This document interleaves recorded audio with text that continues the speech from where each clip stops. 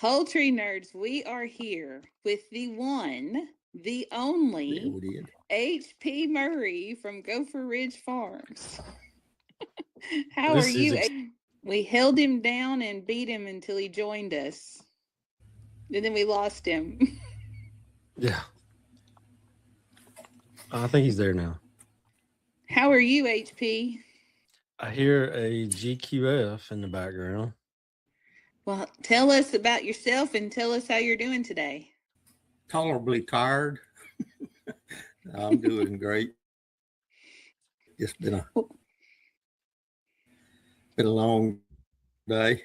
Y'all do. I'm doing pretty good.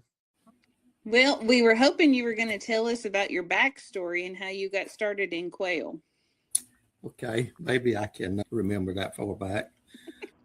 Is that But you asked me the backstory, how I got started. I was raised on a farm, of course, all my life.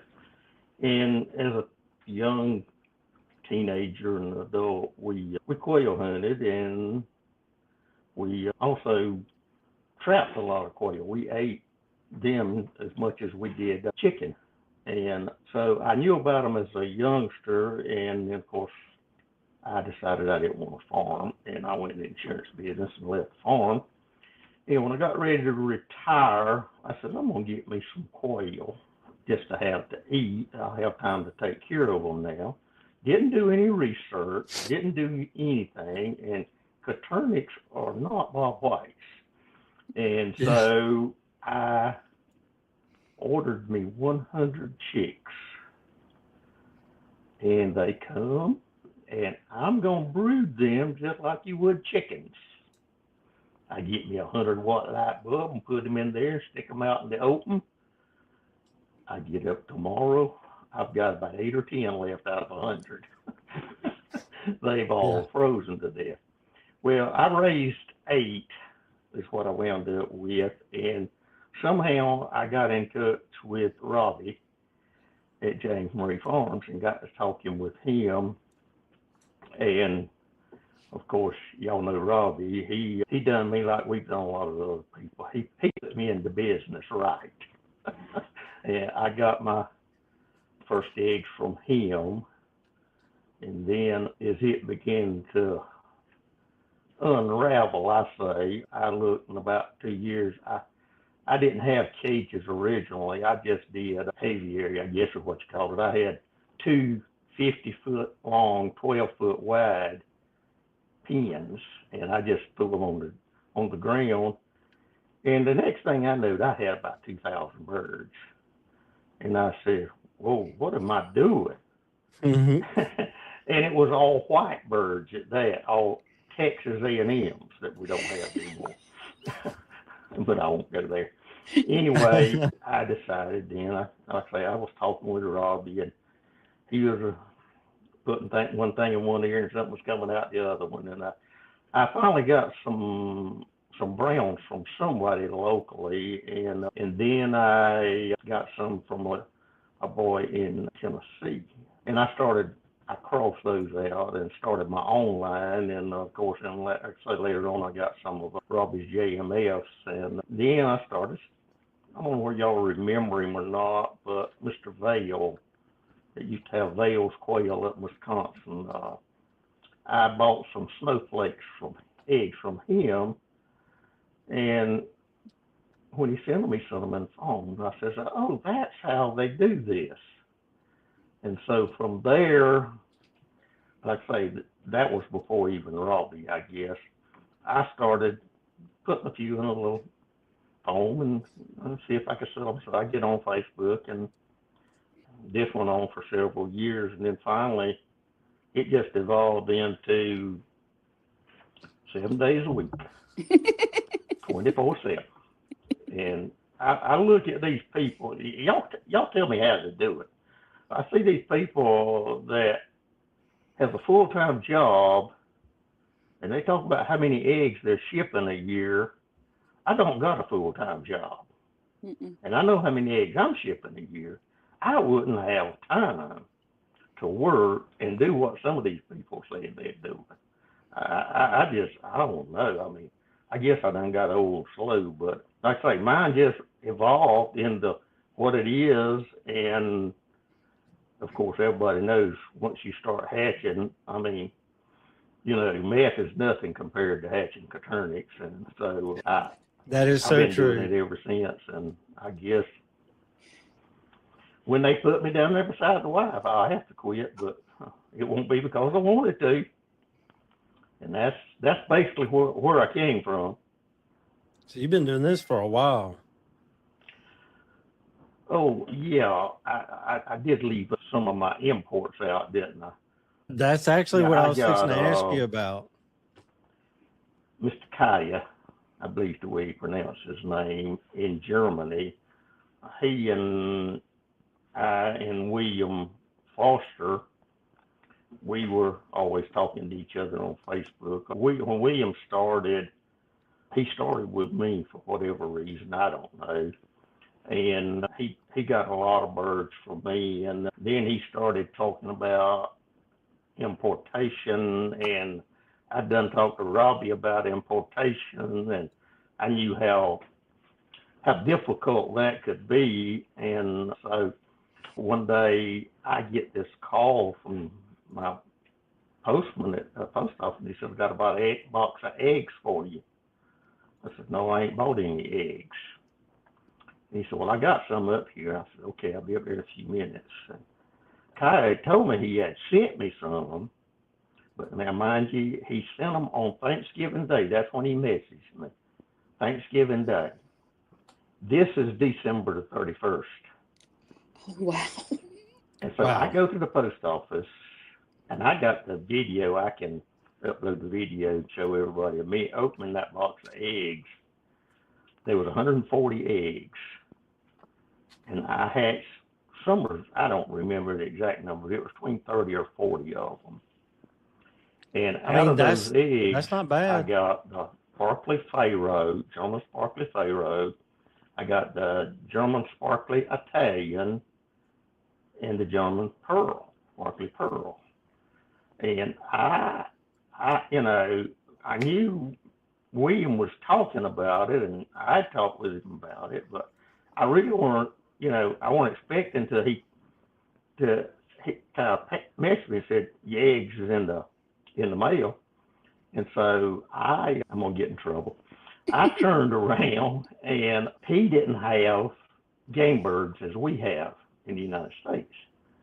So I boxed him up, used the same phone that he sent mine in, 140. I sent him bob whites, chuckers, and pheasants.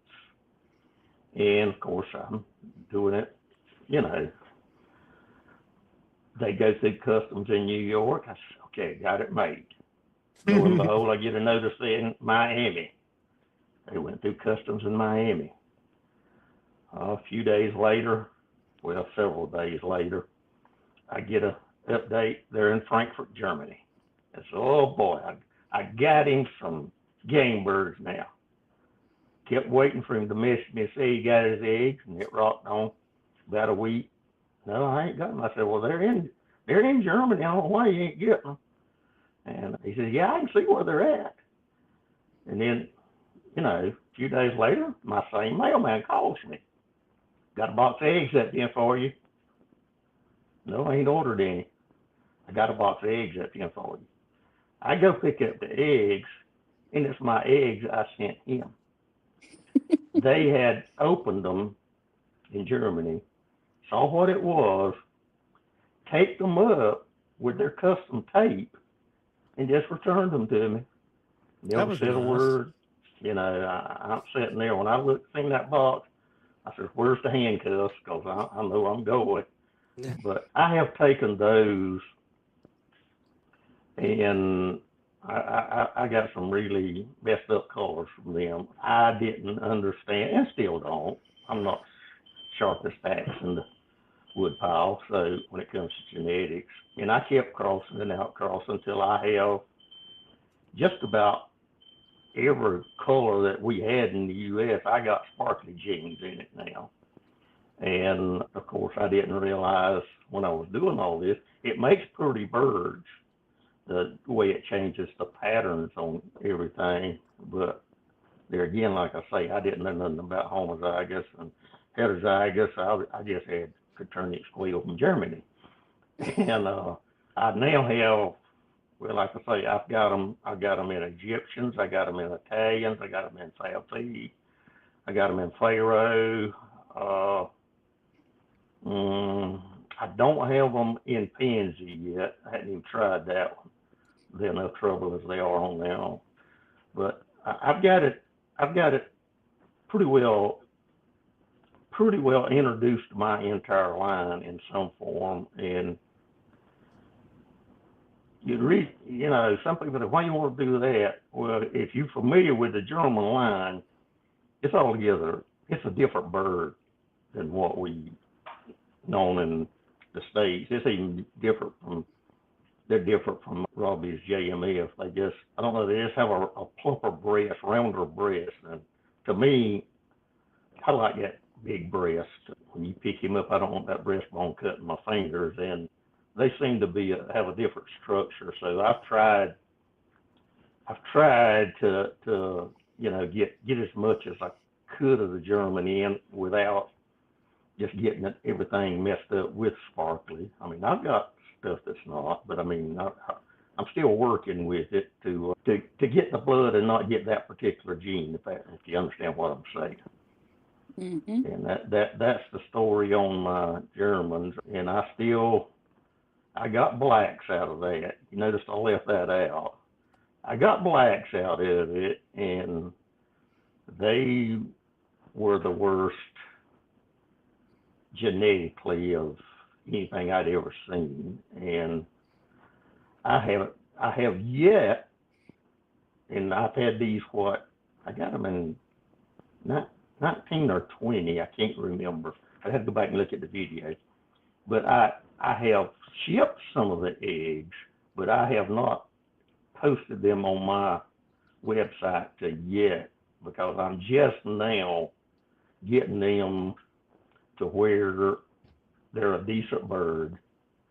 They've always bred true, but they were just small. They just weren't my birds. And so I kept them for sentimental reasons and invested a fortune in them. And I've got them. I may sell some this year. I don't know. I ain't made up my mind yet, other than not just sometimes I'll throw some in for somebody for just a special occasion, not that I'm trying to market them, because I'm yet to find them of that quality, to be honest with you. But everything else I got from Germany was good quality, and I was surprised at that age of egg hatching, even at 20%. So I was thrilled with it. Mm-hmm. And that's where we was at. I mean, that's fantastic. From going overseas like that and back, and for that many days, you had a pretty good hatch with those. Well, like I say, my Pharaoh and stuff, like I say, is primarily I've only got eggs from that weren't my eggs from 3 people since I've been in the business. I got some from you, Jennifer. I got some from Michael one time, and of course from Robbie. And what I have done, like I say, I have just developed my own. I've just, like you guys, I've just selected and bred and crossed and when people ask me, I need new blood. Well, if you set up right, I don't necessarily condone you need new blood. If you're not, yeah, I understand. But when you get as many birds as we have, I don't see mixing something else in with it. And like I told you, when I got the Pharaoh from you, I wanted them for a purpose, and I've got 2 eggs from them so far. So they fixing to fire up pretty quick. I got a whole complete cage of them. I don't remember. I don't count. That's illegal to count quail. But like I say, my lines as you can say about yours, and I'm curious to say about his, and they're mine. I made them. I give Robbie a lot of credit, not for my birds per se, but for his tutelage of me and the way he helped me along the way. And because, like I say, I went in it blindsided, not knowing anything, not intended to do this at the scale I'm doing it. And Quail math hits, and it's a thing. but it just has happened. And like I say, I guess I can blame Robbie for that. When I decided that I wanted the Texas A&M, like I say, I knew nothing about. I mean, I've had Facebook since Facebook was invented, but I knew nothing about all these online stuff we have today. 15 years ago weren't there, 16, whatever it was, and I don't even remember who gave me Robbie's number, but I gave him a call. And if you knew Robbie, when you call Robbie, you better have your lunch packed, because he was going to chat for a while. And he explained to me where he got his A&Ms from. And telling me the story how he got them from an Amish man. I don't remember if it was Ohio or Pennsylvania, but anyhow, the guy had actually worked with Texas A&M University on this program. And when they abandoned everything or quit with it, I don't know whether they abandoned what. But anyhow, he brought some of the birds back. And Robbie had went to buy a load of foam. That's where he got his shipping from. And he happened to see those white birds. And I got to talking with the guy. And I'm not going to tell you how much he said he paid for all the eggs that man had, but it was a lot. And he came home and he started them from that. And I say that's where I got mine from. And I'm trying to remember, I got some from somebody else after I got, I believe the girl in Florida anyway, the Quail girl. Alexandra. Yeah. I got some from her one time when we first started out. And but anyway, mine came from Robbie. And then he was telling me about I believe it was India, or I can't remember exactly which country it was, but he was going to import some more white birds. They were supposed to be bigger than these dotted whites that we got today. And he went through all the paperwork. It took him, I forgot how many months. It was over a year to be able to import these eggs. Imported them, cost an arm and a leg, and none of them hatched. Oh no! So he goes back to get a reorder on them, and I didn't know this because I never did it. You only have 30 days on that paperwork, and once the 30 days is up, you got to buy it all over again. Oh no! I guess the way it was. And so he wound up having to do it all over again if he wanted those eggs. So he abandoned that and just stuck with what he had. But yeah, he gave me some of everything he had but one. He didn't ever let me have any bantam pharaoh. And I've always wanted to see some of them just to see them, but I hadn't got any. Well, I know where some's at, but I hadn't got them yet. But I will say this about Robbie. And then I'll go on. When my wife died in 2016, and Robbie was the first man to call me and send me a card of condolences. And he don't know how much, I know he was having issues at that time, and he don't know how much that meant to me. That meant more than all the bird information that he'd give me to know that he was thinking about me. And he did something else at his church in remembrance of her. And he sent me a photo of it. he bought a plaque in remembrance of her and put it in his hand in his church, or was. And I say, I know there's some that probably, like the rest of us, they don't have, don't have a good thoughts about him, but he was special for me, and I hated to see it. Oh no. We didn't lose him. But he was on an iPad and forgot to plug it up. So we've had some technical difficulties with HP, and we're muddling through. Is Robbie still alive? Do you know? I think so. I think that he just kind of got out of the Quail drama. But I think he is. I'm not 100% sure. Well, how come it's black, but he's not there? That doesn't make sense. Yep. Now I can Can you y'all. hear us? Yeah, I can. All right. I've talked to my. I'm beginning to feel like a disc jockey. Nice. Or one of those guys on the news doing a monologue. Well, tell us about your building. Is your brooder building about done? What do you got going on there? Don't you ask some personal questions. No, I ain't done. Are bird people ever done? Oh goodness! I'm using it. I got the important stuff done. I got the water in it.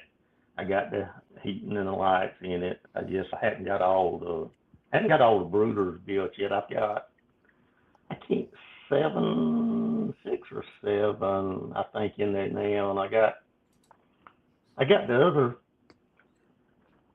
the material to put them together and put them in. I stopped when I got these 6 or 7 that I got in the house now. I stopped. I have revamped my entire operation. I have done. I don't have I have some, but I don't use any stack cages anymore or any hanging cages. Mine's all one cage level, and the poop goes on the dirt, and we get it up once a year whenever we need to for the garden. And I have built, I'd say, completely new cages. They are primarily wood with just wire bottoms, and I really like what it's done. That sounds real low maintenance.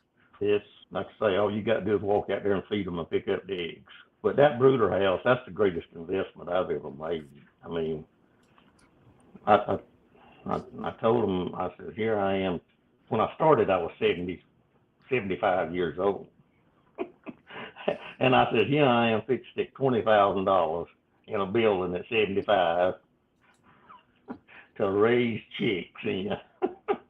But like you said, it's better than meth. Mm-hmm. And don't leave the health issues either. I mean, my health is still good.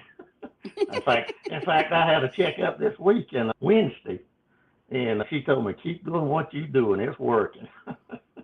So, that's right. That's good. But yeah, I don't know. Like I say, you don't have to worry with that building with them babies in it. I have to worry about it getting too hot, not hot enough, but it's really great. And my brooders is probably not what's atypical in the business. I got the idea from the cow troughs, people using the cow troughs, for brooders. And I wound up having a couple of them when I bought a fellow out that was in the quail business. And I says, I'm going to cut them half in 2 and just, put a wire bottom in it and a wire top on it. And I did, and they were kind of heavy to move around. So I had already bought some sheet metal to make poop trays with. So I took them and I ripped them down into 11-inch strips, put the ends together and riveted them together and make me a oblong brooder just like that cow trough with my wire bottom and a wire top. And for the first, I do have poop trays there and there. For the first week, I got the same stuff you put in the bottom of your incubator, the shelf liner. I put that in there over the 1/2-inch hardware to begin with. And then when they get big enough they can stand on that, I take that out. And like I say, give them the extra ventilation. By that time, they don't need all that heat. And it just worked super good. I don't have to worry about them getting in the corner piling up. Them rounded corners. And it's just working great. I got automatic waterers in them. Oh, I'm in love with automatic waters. They're the best things in sliced bread. I know everybody thinks I'm crazy, but don't knock it till you try it. That's right. I bought the Premier One, the round ones with the float in them.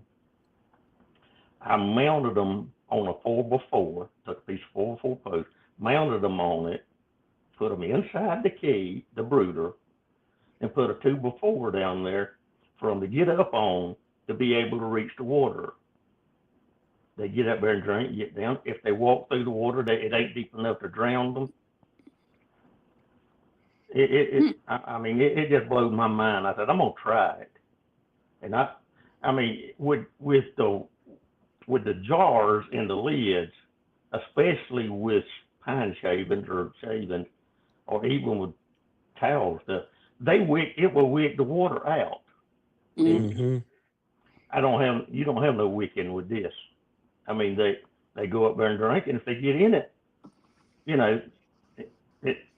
it don't wet the bottom of the brooder. Mm-mm. I'm Googling it right now while we're talking. So I've got the ones that are like that. They're red. Yep. Mm-hmm. Probably about 5-6 inches round. Yep. Mm-hmm. And I set mine to float about midway. Mm-hmm. And I just put some grit in there. I ain't putting nothing in mine. Like I say, I just adjust it to where, like you say, it might be a 1/4 inch deep in water. And now my breeders, I got it open up full blast, Yeah. Because, and there again, that's something else that I do that a lot of people don't comprehend. I got one water to the cage. Mm-hmm. If I got 150 birds in that cage, there's one water in there. Yeah. But those waters are big. Yep. They're big. Mine's bigger. like 6 inch round, I think. Yep. Yeah, they'll hold a good bit of water.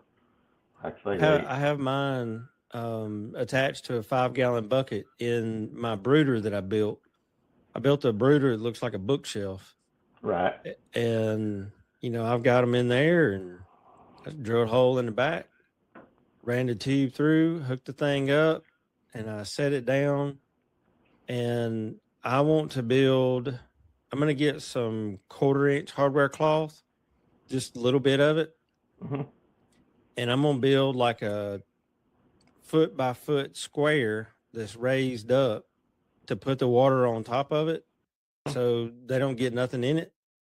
And that's going to be nice. Every time my phone rings, it cuts me off. Well, you're popular. It's nice to be popular. That's right. I don't know why it wouldn't work on my laptop. Yeah. But anyway, I got in my brooder house. I've only got a 5-gallon bucket with a float in it, but I got the water running to it permanently. And just like I have on my layers and grow outs. I got a big drum with a float in it, and I just got the water from the well hooked up to it. And like I say, if something don't break, I don't worry about water, and all I have to do is feed up. Yeah. Do you still have the checkers and the other birds? Yeah. Mm-hmm. I've got chuckers and I got a few bob whites. I lost my pheasants when the hurricane comes. Well, not from the hurricane, because I caught them from the hurricane, but then that February we had the snow. And I lost all the pheasants I had. They left. They in the neighborhood around and about. and chuckers was gone, and I'd already traded my bob whites. I got tired of them, and I traded them for pheasants. And so I hatched coodles of chuckers this past year. Tell us about chuckers. Why do people want chuckers? They're more flightier than bob whites, and they're if you've ever messed with Tennessee Reds, you know how crazy they are. These chuckers are 2 notches above a Tennessee Red. I mean, they are idiot squared. Oh, wow. And you get within 10 yards of them and they flush. And they're great for these hunting reserves. Yeah. And I didn't realize it till last year, and I won't say which one, but there's a religion that uses them in their worship. Yeah. I had some come from Florida and bought some for me, and I asked, "What you doing with these?" And they explained it to me. But they're, I've had them for years, several years, and I've never ate one. I got to butcher some and see what they taste like. How big are they? They probably pound and a half. Oh, okay. They're smaller than a pheasant. I was going to say, from what I've seen, they're smaller than a pheasant, bigger than a jumbo. Yeah, they like I say, probably pound and a half maximum. But another thing, you think vent sex in a solid colored quail, you can't vent sex a chucker, and you can't feather sex it. You just, all these years, I ain't learned how yet. They supposedly, the male will have a little spur, and his head will be bigger than the hen. Well, now you tell me, you're growing them out. One may be growing faster than the other. Is that the reason his head's bigger? I mean, so I hatched, I don't know how many thousand eggs last year, and sold all the chicks. And I kept me 300 of the chuckers, growed them out.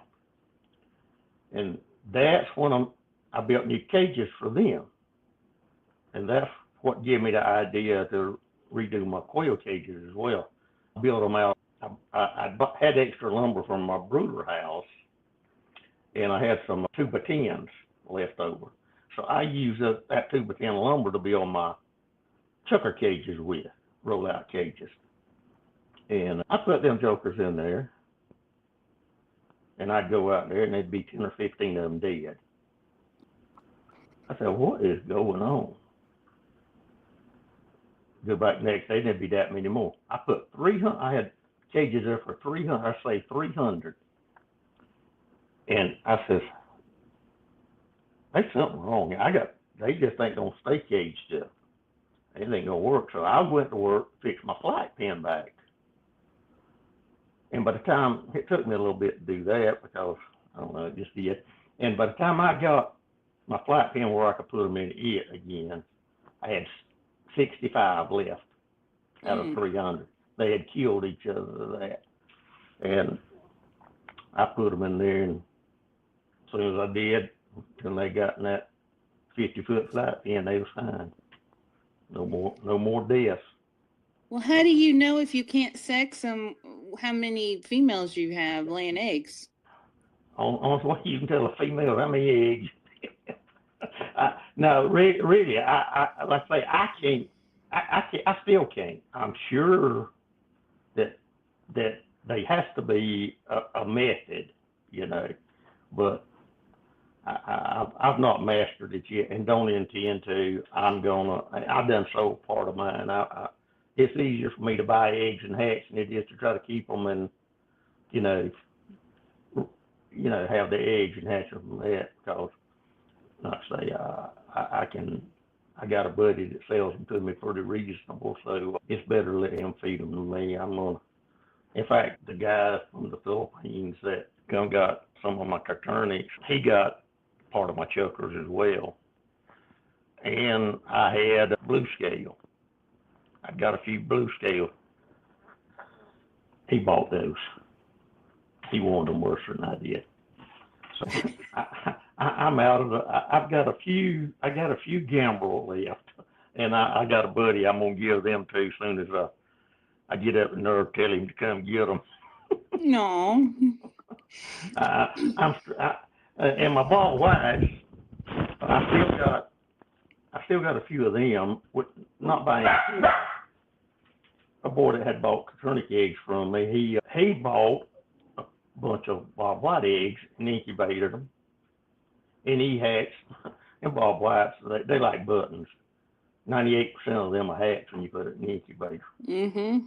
And he called me and he says, I got 300 bob whites. I ain't got no brooder to put them in. Can you help me sell them? Well, I called a few people, posted them, and he sold a few of them. And that was on the weekend. That Monday night, he called me. He says, I'm going to bring the rest of these quail to your house. I'm going to give them to you. So he brought me over 200, and I threw them in the brooder house. And I sold part of them. Got rid. I may have about 30 or 40 left, but I thought I'd cage them up and see how that. I might sell a few eggs off of them this year. But it just, I don't know. Bob whites is just not my cup of tea either. I guess I'm finally getting old, and the Copernics, they work so much easier and smoother. For me, the bob whites, I just like the sound of them. Oh yeah, I've got them all around my place now. We got about, I don't know, at one time we had like 7 coveys around. I live in, I won't call it a subdivision, but there's a lot of homes out here around. We all have acreage, but there's a lot of people around me, and you can hear them all around different places when they. And I even have some every spring. There's some come up to my Copernics. Old males will hunting females, but when one of mine gets loose, I don't even try to catch him. I just let him go, and if predators don't get him, good for him. Like I say, we've got a few coveys. In fact, I tried to trap. I did trap. There was a covey of them at my daughter's house on their place, and I set a trap down, and I caught them, and I turned a pair of them loose and brought the rest of them, put them in that's when I had bob whites on the ground, put them in the pen with them, and I go back there the next day, and mine had killed them I put in there, so. They didn't like the outsiders. No, they weren't. They territorial. And so the buttons, they're forever getting out, right? Out in the barn. So anytime I have to open the cages, we close the big doors, we close them all up, and then we open the cages because they're going to get out. And I'll stand there, and when they get out, and I'll look real hard, and I'm like, oh, that's just a male. It's fine. But if it's a hen, man, we'll tear the whole barn apart looking for her. Was it you that sent me some button eggs or somebody else? We did some trading once, but you said that they didn't like the raccoons ate them or something. Yeah. Anyway, I think it was 7 I had out there the other day that I had from somewhere. I don't even know where I got them. But anyway, I just put them in the brooder pen with the Copernics. And then when the Copernics growed off, I ain't got a pin fixed for the buttons, so I just take the Copernics out to grow out, leave the buttons in the brooder, get another patch of Copernics. They go in there with them, and I got there one day and there's 2 eggs on the thing. I do the same thing. And I like I say, I got tops on my brooders, and I got just little flaps or their handholds where I can reach in there and get the feeder or whatever and move it around. And evidently, I forgot to put anything on top of it. And I went out there and opened the barn door up and looked, and there was 2 white ones out, running around in the brooder house. And before I knew it, one of the white ones had flew out the door. Just, and I mess with buttons, they don't come back. They gone. Mm-mm. Well, I catch that and put it back in there. And then I look, and there's a black one over there. I catch him. And I go on about my business and left the door open. So like I say, it'll get hot in that Brooder house. And I come back to Rick and walk back in there to check on her. And there that little white one, she come back in. Never had one to come back before. I dipped her up with a dip net and put her back in there. But I reckon I'm going to have to drag out my old pen that I used to keep mine in. Yeah, the squirrels got my person. That's Squirrels. what it was. Yeah, Yeah. squirrels killed them, yeah. So I have some grown out there for orders right now, and I find the buttons are more like turkeys raising them. They'll kind of want to stay warm and they won't be as active. And so I just looked at them and they're all bunching up underneath the heater plate, and I'm thinking, it's not that cold. What are you fools doing, you know? And they're between 2 and 3 weeks. They should be coming off that heat anyway. And they were just all bunched up. So I grabbed me up a bunch of Egyptians and threw in there that were like a week old. Of course, they start running around like spazzes, and the buttons are like, ooh, we need to run like them. And everything's fine. They're tropical, I tell you that. They the hotter it is, the better they like it. Yeah. Yeah. But I think it's quail in general, isn't it? No, Caturnix don't. When you brood them, they like to be hot. That's for sure. Yeah, the breeders like to be cold. You're talking about your brooder house staying hot. You need to put some blown insulation in there. It's completely insulated. That's why it's so hot. All the brooders putting off the heat. Yep. I got to put a squirrel cage fan in it for ventilation, because that's another thing. How do y'all deal with the ammonia in those quail barns? I have a 36-inch fan. I have an 18-inch fan in mine. Mm-hmm. Yeah, I talked to my air conditioner man. He said I could stick you a squirrel cage up there in the ceiling and blow it through the vents, because I'm running maybe, I don't know, somewhere between 500 and 1,000 chicks out there, and with no fan. Yeah, and when I close the doors of the night, because animals, but when I open it up in the morning, it just burns my eyes, the ammonia. So you need a fan. I'm thinking about putting one of those little split units, the little individuals, for one room, putting one of those in there so it would circulate the air, and if they need heat, it'd do heat, and if they need cool, it'll cool them. Well, I do not find that they need heat. That's not the problem. But a exhaust fan would fix your problem. And I've gone back and forth on a mini split, and my AC guy talked me out of it. And what I got was, it's a window unit, but it sits down. Like, it doesn't take up the window. It sits down on the sash. So it's lower, and I can still, if I was tall enough, I would still be able to see out the window. But I'm too short. But yeah, it kind of the acts window like in hers a little higher. Yeah. So she can't see over it, even if it wasn't in there. The trees. But yeah, it kind of acts like a mini split, but the dander just chews them up, and I think it lasted about 1.5 summers, and so I'm already on my second one. That's what I was in my mind. I'm saying, I know how the house air is, and if you ain't changing them filters, and this is, I mean, like you say, that joker, he starts molting time he comes out of the egg, and he don't quit till you pull his head off. Yeah, the dander's horrible. I do keep a box fan in there on low, and I went over to David's shop and went shopping and found some AC filters that he didn't need for anymore because of the weird size. And I taped one to the back of my box fan, and I was kind of shocked at how much dander it pulled in just like a week. I need to change it already. We had a really bad water leak in our house, and I had to get a air scrubber for that. And I have put the air scrubber where my chicks are. Man, you turn that thing on and it pulls air through the it's got a filter like a heating and cooling filter. Mm-hmm. It'll pull the air through there wide open. It only runs about 600 CFM, so it's not real intense, but Right. it will pull all that mess out of the air.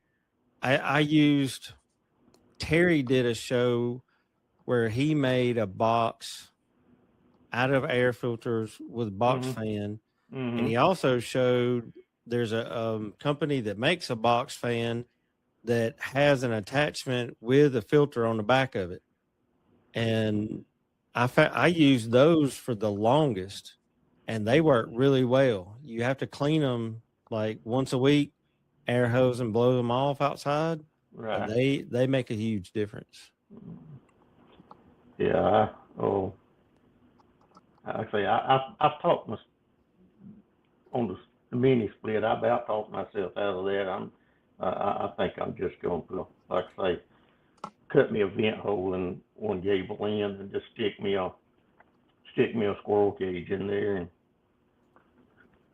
Call it a day. if it gets dusty, it just gets dusty.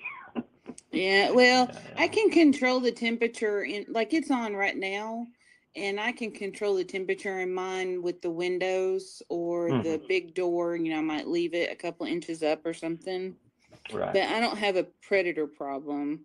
So I might, Mm-hmm. if I was you, I would do windows. Yeah. I got cameras up, of course, everywhere. And about 10:30 the other night, it went off. I got wild hogs coming in now. No, Yeah. no. That's the second time.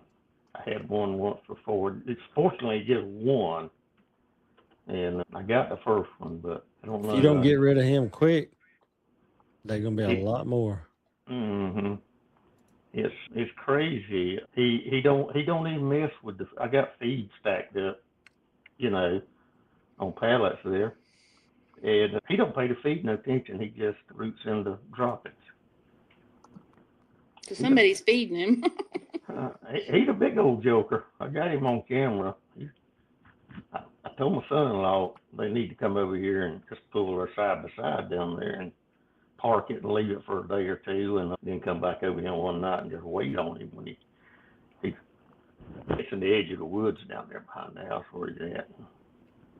And I said, y'all can kill him down there if you get him used to coming up seeing the vehicle there all the time. But we haven't got that far yet. I'll wait till he eats a bunch of quail first. God, I can't wait to get rid of our pigs. I know we talk about my pigs too much, but dang, I was in the barn the other day and they were trying to come through my 14-foot door, and I'm pushing on it and screaming, and finally somebody heard me and they came and got some feed and got them away from the barn. But we've had to lock them out of we call it the paddock, the field that's behind the barn. We've had to lock them out of there now. And then this morning they went through the electric fence, and I'm just like, April 7th cannot come fast enough. Well, see, what's crazy, well, it ain't crazy, but when I built this house here, and we built it 76, and I moved in 77. And I was living on the farm, the family farm down there, and I had hogs. We had hundreds and hundreds. We had big farrowing house, two big feed lots, and that's what I was doing my part time, my free time when I would be off of work. And so when I built this house and moved back over here, I brought 30 brood sows with me. Ugh. And all my feed equipment, corn and all was on the farm. I'd have to drive 8 miles, make feed, bring it back. And I done that for, I don't know, for a long time. They were completely off the ground. Everything was on forward pins. But it got to being too much work to haul feed like that. And so I finally just sold out, quit. Bacon's good, but it ain't worth it. It's Well, not. that's kind of like farming. I don't want nobody to quit, but I don't want to have to go back to doing it for a living either. No, my pig days are almost behind me. Yeah, I'll let somebody else grow them, and I'll just pay them. Yep. Well, HP, it has been fun talking to you. Yep. I wish we could have had things work a little different.